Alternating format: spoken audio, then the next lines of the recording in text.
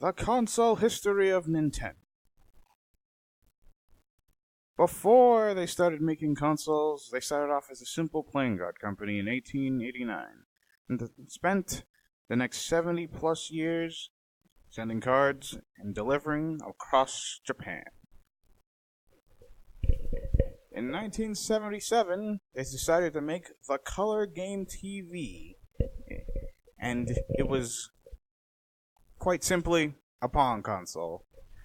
And it did not sell very well because there were already a ton of Pong consoles in the 70s.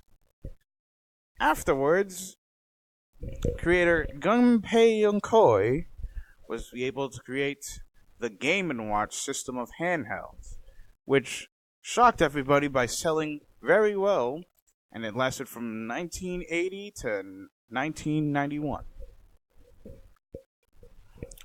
Now, around this time, Nintendo became a bit more experimental and created the Super Famicom, which was later rebranded as the Nintendo Entertainment System overseas.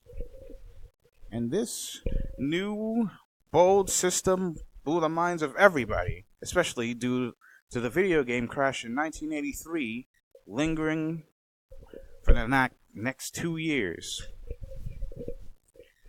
When the NES came out with its stellar lineup of games like Super Mario Bros., The Legend of Zelda, Metroid, and Mega Man, it blew the minds of everybody.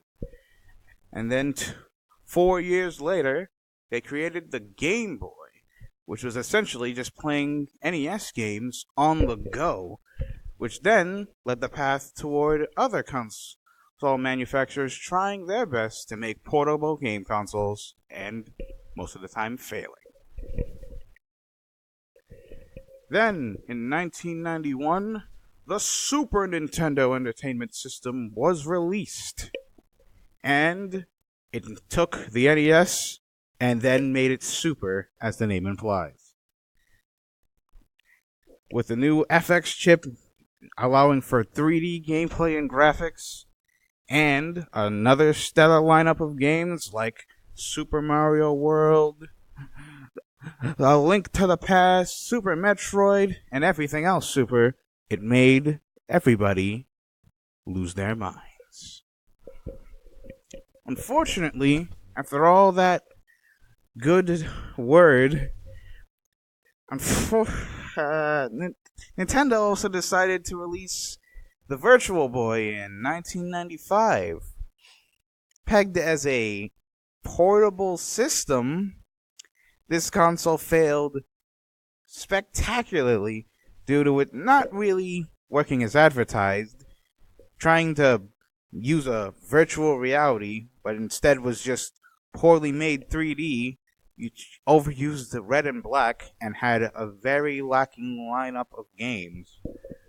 It's known, but, Nintendo tries its best to leave the Virtual Boy out of its history.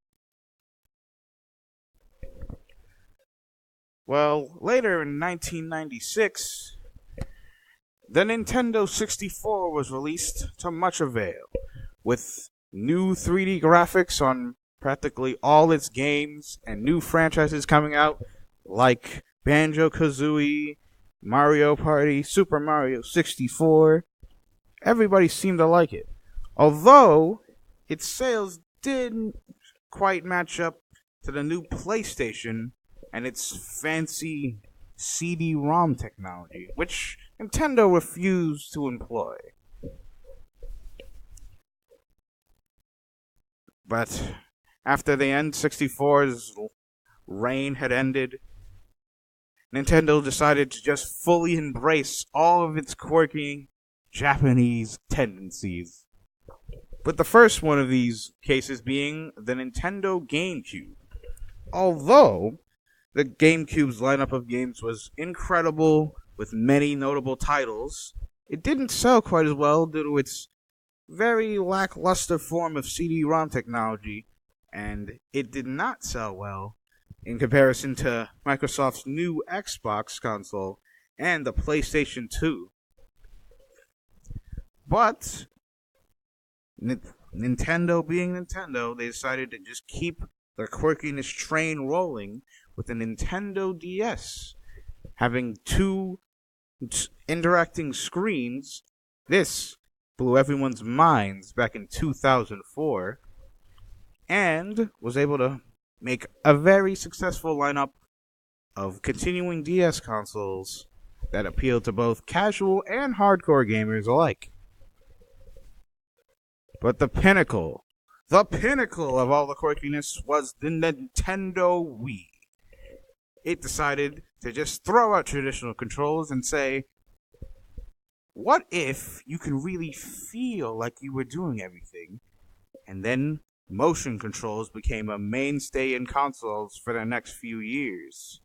Nobody thought the Wii was going to work, but instead of trying to sell itself to all the hardcore people, it appealed to families. And since it was a family console, it had sold over 100 million copies and was easily one of Nintendo's most financially successful consoles.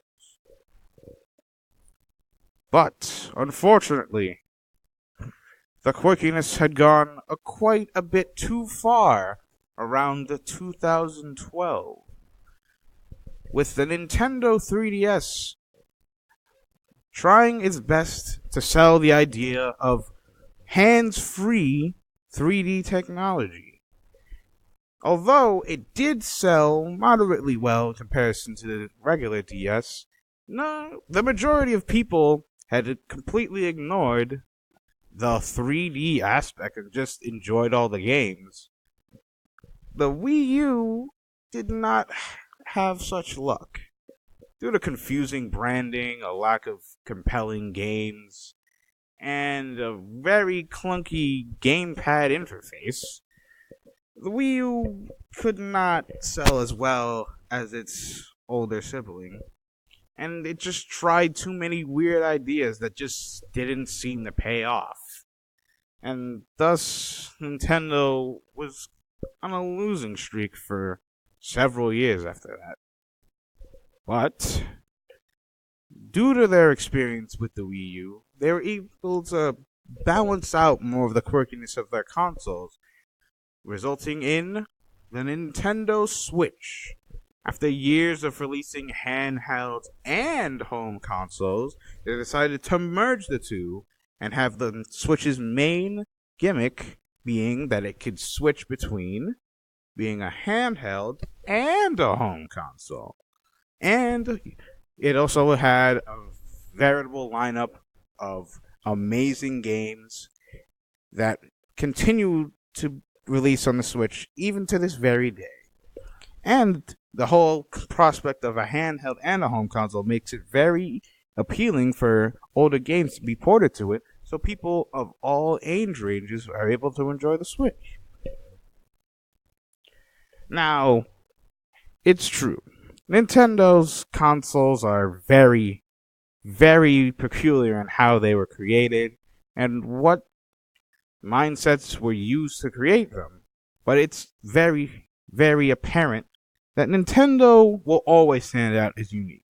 Even when their competitors are selling more and usually making more money, you can always recognize which of the consoles you see before you is the Nintendo one. And it's amazing to see how Nintendo was always willing to stay unique, no matter what the circumstances, because they believe that innovation and creativity is what drives the video game medium forward. So, let's just appreciate how far Nintendo consoles have come from, the days of just making Pong consoles.